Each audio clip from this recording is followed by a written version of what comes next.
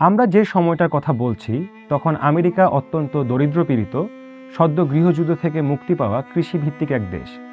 দেশটার আশেপাশে ছোট ছোট যত দ্বীপ আছে সমস্ত দ্বীপে ছড়িয়ে ছিটিয়ে আছে ইউরোপ থেকে আসা শ্বেতাঙ্গ ব্যবসায়ীরা, যারা স্থানীয় জমি জমা, প্রশাসন সহ সব ধরনের ক্ষমতা দখল করে রেখেছে।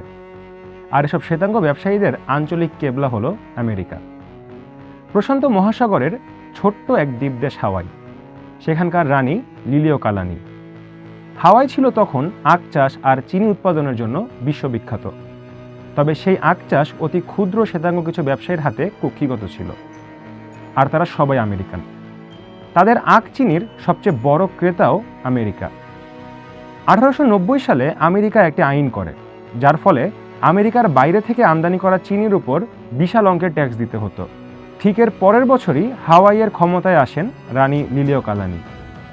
তিনি এসে সংবিধান সংশোধন করেন। অতি অল্প সংখ্যক শ্বেতাঙ্গ ব্যবসায়ীর কবল থেকে দেশকে মুক্ত করার জন্য সাধারণ হাওয়াইয়ান নাগরিকদের ভোটাধিকার দিয়ে সংবিধান সংশোধন করেন। ফলে হাওয়াইতে থাকা শ্বেতাঙ্গ ব্যবসায়ীরা এক ঢিলে দুই পাখি মারতে চাইল। তারা ভাবল, কেমন হয় যদি হাওয়াইকে আমেরিকার অংশ বানিয়ে ফেলা হয়? তাহলে তাদের চিনি রপ্তানির ওপর আর বাড়তি ট্যাক্স দিতে হবে না, আবার রানীর কবল থেকেও মুক্তি পাওয়া যাবে। যেই ভাবা সেই কাজ, সরাসরি মার্কিন নৌবাহিনী নামিয়ে হাওয়াই দখল করে নেওয়া হয়, ক্ষমতাচ্যুত করা হয় তাদের রানীকে।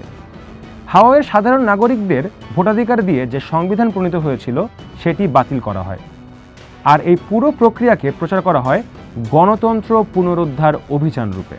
আর এটাই ছিল আমেরিকার ইতিহাসে সর্বপ্রথম ভিন দেশে অভিযান।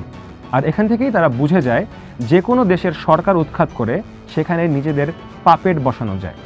আমেরিকান সাম্রাজ্যবাদের ইতিহাসে হাওয়াই সর্বপ্রথম ও সবচেয়ে গুরুত্বপূর্ণ টার্নিং পয়েন্ট। আমেরিকার সাম্রাজ্যবাদের প্রথম বলি হলো এই হাওয়াই, যা বর্তমানে আমেরিকার একটি অঙ্গরাজ্য।